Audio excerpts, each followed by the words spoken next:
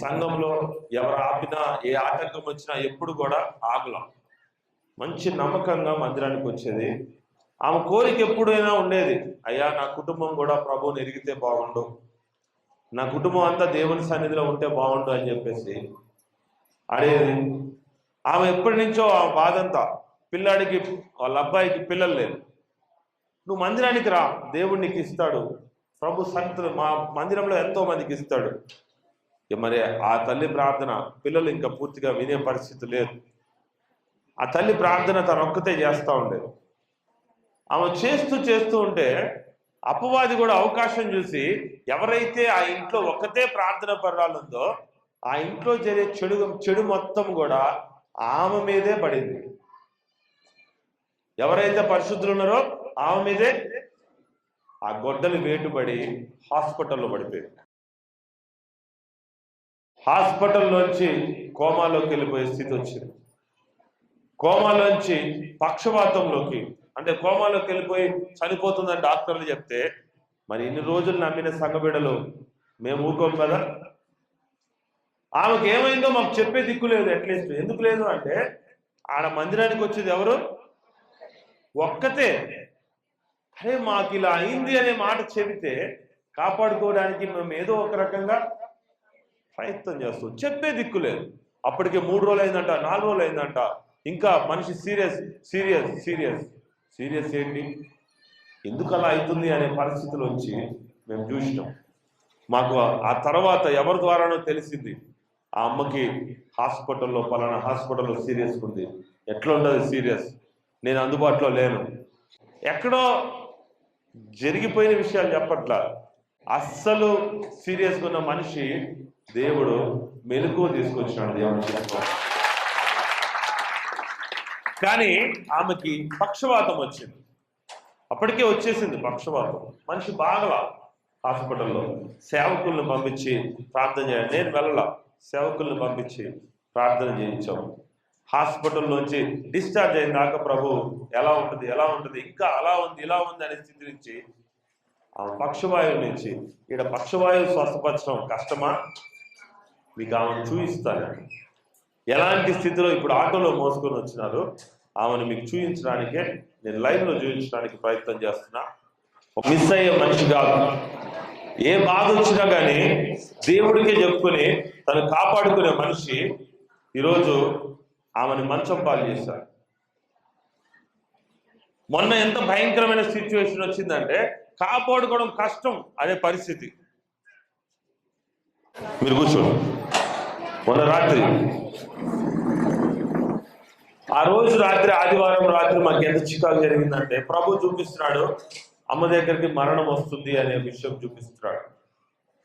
ఏ రోజు కూడా ఆమె అలా లేదు. అయ్యా ఎలా ఉంది ఆ రోజు? సీరియస్ గా మనుషులు చూస్తే ఏం చేస్తుంది? గట్టిగా చెప్పు. అంటే పడిపోతుంది, ఏదో వచ్చి మీద పడ్డాడు, నువ్వు వచ్చి పట్టుకున్నావా?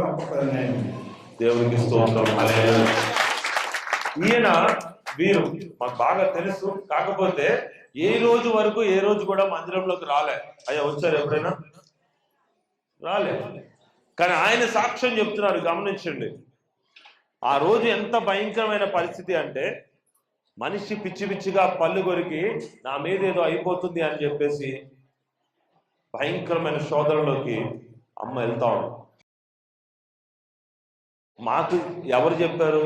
ఎవ్వరూ ఫోన్ చేశారా? చేయలా.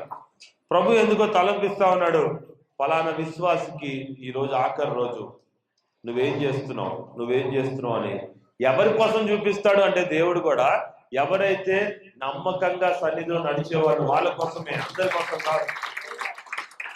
ఆమె విశ్వాస జీవితాన్ని భయపెట్టి చూపిస్తున్నాడు. నువ్వు వెళ్తున్నావా లేదా? అప్పటికి ఇప్పటికి ఆమె కాలు చేయి కానీ పడిపోయి దాదాపు 2 నెలలు. అయ్యా 2 నెలలు అవుతుందా?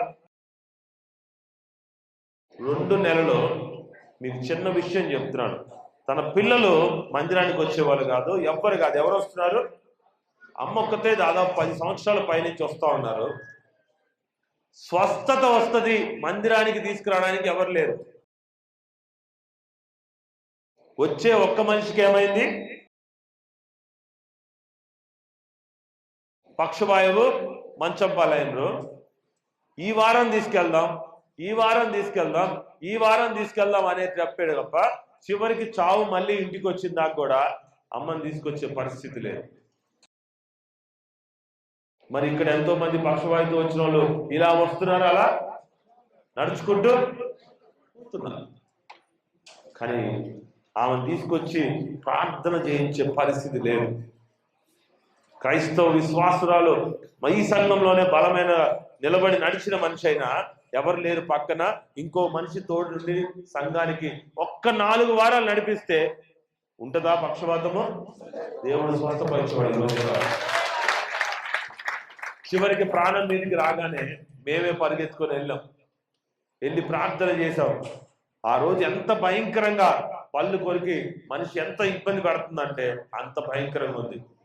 చంపేస్తా, నేను దీన్ని చంపేస్తా. ఎవరు చంపేది? నీ దమ్ము ఎంత ఉంది చంపడానికి? అయ్యి అవునా కాదా? ఇంకెంత దమ్ము ఉంది చంపడానికి? నా ఇంకో సంఘబిడ్డని చంపాలన్నా తాకాలన్నా నా దేవుడి ఇంకొక ఆజ్ఞ ఉంటా. ఈ వల్ల కాదు. ఎవరి వల్ల? ప్రార్థన చేయగానే మంచంలో ఉన్నామా లేచి 4 అడుగులు వేసింది దేవుడితో. ఈరోజు మన మధ్యలో ఉన్న తల్లి గారు మరలా మీ అందరి ప్రార్థనతో ఈ నెల, ఈ రోజు నుంచి మళ్ళీ జనవరి ఈ రోజు వరకు, డిసెంబర్ కాబట్టి ఆమంతటా ఆమె నడుచుకుంటూ రావాలి. ఇది మనం గట్టి పడతాం పూర్తిగా. ఈ యొక్క బ్యాగులు చూడండి, ఆ యొక్క డాక్టర్లు పెట్టే బ్యాగులు ఇలాంటి ఏది ఉండడానికి వీలేదు. ఉండాలా? మనం సాక్ష్యంతో చూపించాలి. ఎందుకంటే నా పట్టుదల మరలా మొదలైంది నా కుటుంబం కోసం. ఆ యొక్క తల్లిగారు ఇలాంటి పరిస్థితి ఎవరికి రావద్దు. బాధ వచ్చినప్పుడు ఎవరికి చెప్పుకోవాలి? ముందు ఆ దేవునికి చెప్పుకునే విధంగా ఉండాలంటే కుటుంబం అందరూ కూడా ఎక్కడ ఉండాలి? 2 నెలల నుంచి మంచంలో బాధపడతా ఉందమ్మా. 2 నెలల నుంచి ఈరోజు కుటుంబాన్ని అగో ఆయన పట్టుదల కలిగి పిల్లలు తీసుకురాలా.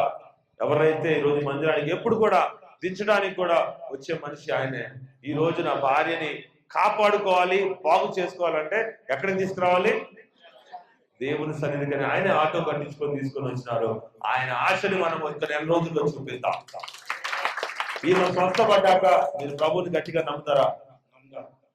ఆమేన్. దేవునికి స్తోత్రం కలుగుగాక. కార్యము ద్వారా, క్రియలు లేని విశ్వాసము వ్యర్థం. క్రియ ద్వారానే చూపిద్దాం. ఒక్క నిమిషంలో అమ్మా సువార్తం పెద్దమ్మా మీరు ఒకసారి వచ్చినట్లయితే కొంచెం ప్రేరణ రాయాల్సి వస్తుంది. అందరం కళ్ళు మూసుకొని మోకాళ్ళ మీదకి వచ్చి ఆ తల్లి గురించి ప్రార్థన చేద్దాం.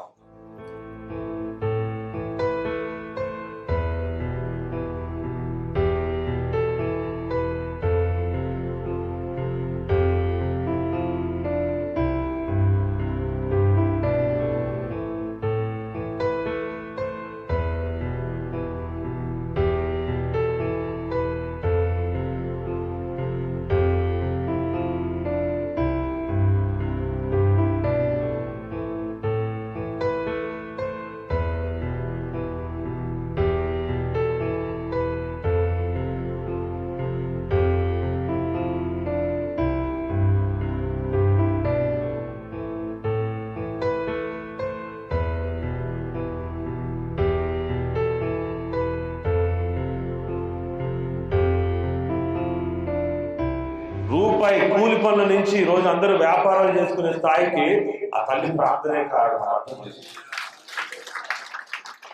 ఈరోజు ఆ తల్లిని మందిరాన్ని నడిపించడానికి ఒక దిక్కు లేదు. స్వస్థత కొరకు ఒక్క నిమిషంలో దేవుడు స్వస్థపరిచే ఒక గొప్ప స్థలంలో మనం ఉన్న మన విషయాన్ని నడిపించడానికి ఎవరు లేరు? కుటుంబం లేదు. మాకు చెప్పడానికి కూడా ఎవరు లేరు.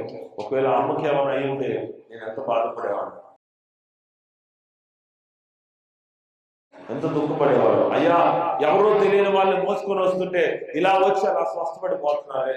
నా కుటుంబంలో ఒక మనిషికి ఇంత ఆపద జరిగితే నేను చూసుకోలేకపోతే ఎంత బాధ అనిపిస్తుంది. కారణం నేనా?